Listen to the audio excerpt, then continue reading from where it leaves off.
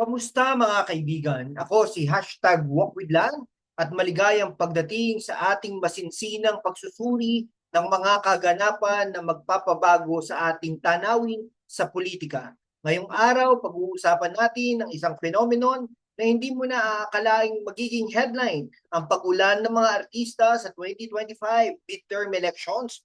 Pero teka ha, bago tayo magsimula, siguraduhin nakasubscribe ka sa ating channel. I-hit ang notification bell at mag-iwan ng like para ipakita ang suporta.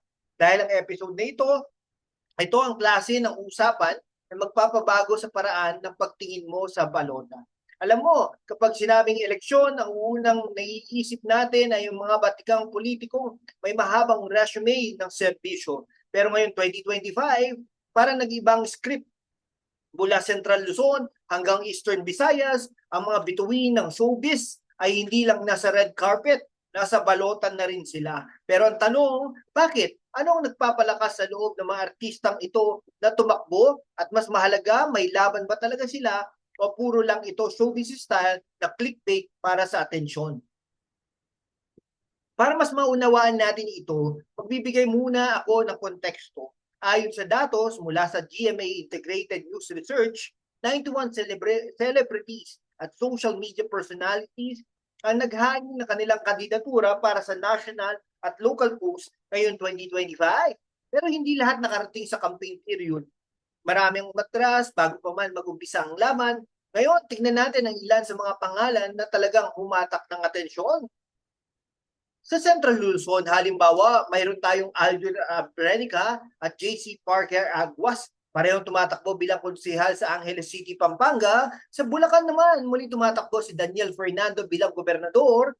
Sa Metro Manila, ang dating Miss Universe Philippines na si Shamsay Supsup at actress na si Aramina ay naglalaban para sa konseho ng Pasig City. At syempre, sino makakalimot kay Isko Moreno na dating mayor ng Maynila at ngayon ay muling nagbabalik sa politika. Kahit ang anak niyang si Joaquin Domagoso, isang sparkle artist, ay sumali na rin sa laban bilang konsehal.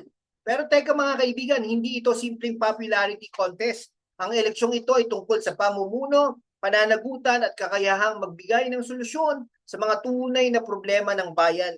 Kaya naman, ngayon sisirain natin ang bawat aspeto ng fenomeno na ito mula sa kanilang motibasyon hanggang sa epekto nito sa ating demokrasya. Kaya't manatili dyan dahil ito ay magiging ilang minutong roller coaster ng katotohanan, pagsusuri at konting katatawanan.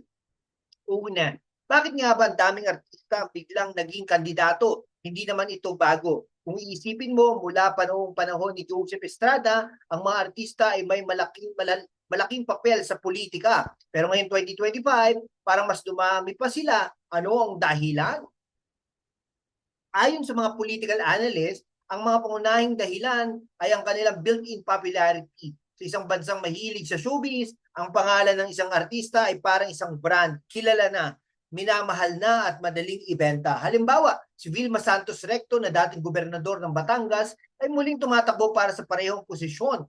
Ang kanyang anak na si Luis Manzano ay running mate niya bilang vice-gobernador at ang punsong anak na si Ryan Christian Recto ay tumatakbo din bilang kinatawan ng Batangas. Isang pamilya, tatlong kandidato, parang teleserye, di ba? Pero seryoso, ang popularidad ay hindi lang tungkol sa pagkapanalo ng boto. Ito rin ay tungkol sa pagkakaroon ng plataforma para maiparating ang kanilang mensahe. Ang mga artista tulad ni Isko Moreno ay nagamit ang kanilang charisma at media presence para makipag-ugnayan sa masa. Pero ang tanong, sapat ba ang charisma para mamuno?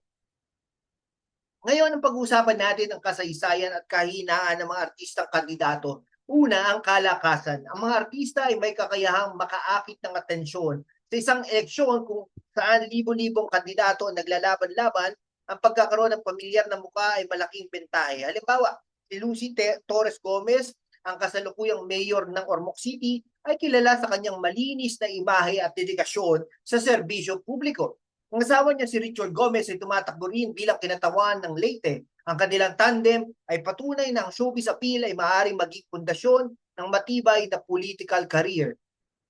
Pero mga kaibigan, hindi lahat ng kumikinang ay ginto. Ang kahinaan ng mga artistang kandidato ay madalas na nakasalalay sa kanilang kakulangan sa karanasan ng pamahalaan. Halimbawa, si Marco Gumabaw na tumatakbo bilang kinatawan ng Camarines Sur ay bagong mukha sa politika.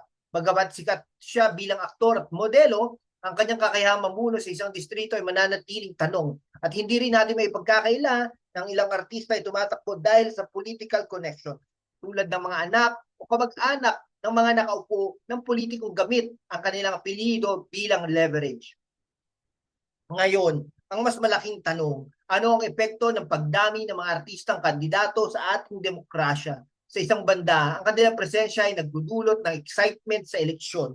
Mas maraming tao nag-iingganyang bumoto dahil sa mga pamilyar na pangalan. Pero sa kabilang banda, may panganib itong maging isang popularity contest kaysa sa isang tunay na laban ng ideya at plano. Ayon sa isang pag-aaral mula sa University of the Philippines, ang mga eleksyon na may mga artistang kandidato ay mas mataas na voter turnout. Pero ang kalidad ng talakayan tungkol sa mga issue ay madalas na nababawasan. Bakit? Dahil ang focus ay napupunta sa karisma at hindi sa plataforma. Halimbawa, si Jolo Revilla na muling tumatakbo bilang kinatawan ng Cavite ay may malakas na suporta dahil sa kanyang pamilya. Ang kanyang ina na si Lani Mercado at ama na si Bong Revilla ay parehong kilalang politikong may showbiz roots. Pero gaano kaalalim ang kanilang talakayan tungkol sa mga issue tulad ng ekonomiya o edukasyon? At syempre hindi natin pwedeng baliwalayin ang papel ng media, lalo na ang social media. Sa fenomeno na ito, ang mga artistang kandidato ay eksperto sa paggamit ng kanilang platforms para maabot ang masa. Halimbawa, si Margo Moca Uson na tumatakbo bilang konsehal ng Maynila ay kilala sa kanyang malakas na online presence. Excuse me po, pero ang tanong, ang kanilang social media campaigns ba ay tungkol sa pagbibigay ng solusyon o puro clickbait lang para sa likes and shares? Ang clickbait style na kampanya ay epektibo pero mapanganib.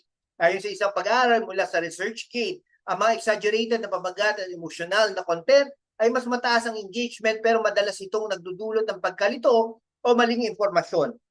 Kaya naman bilang mga botante, kailangan natin maging kritikal. Huwag tayong papadala sa mga padrama o pa-hype na post. Suriin natin kanilang plataforma, track record at tunay na intensyon.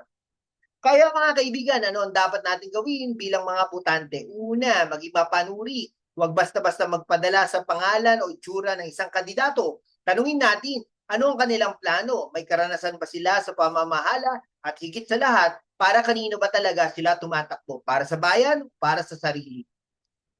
Pangalawa, gamitin natin ang kapangyarihan sa ating boto. Ang eleksyon sa Mayo 12, pagkakataon para ipakita na ang tunay na bida ng demokrasya ay ang mga botante, hindi ang mga kandidato. At pangatlo, suportahan natin mga plataforma na nagbibigay ng impormasyon tulad ng channel na ito. Kaya kung nagustuhan mo ang episode na ito, i-share ito sa iyong mga kaibigan, mag-subscribe at sabihin sa amin sa comments, sino ang celebrity candidate na pinakatutuwaan mo at bakit? Maraming salamat sa inyong panonood, mga kaibigan. Hanggang sa susunod na episode. Keep it critical, keep it factual, at huwag kalimutang gamitin ang iyong talino sa pagboto. Ako si #WalkWithLan. Paalam at magandang araw sa inyong lahat.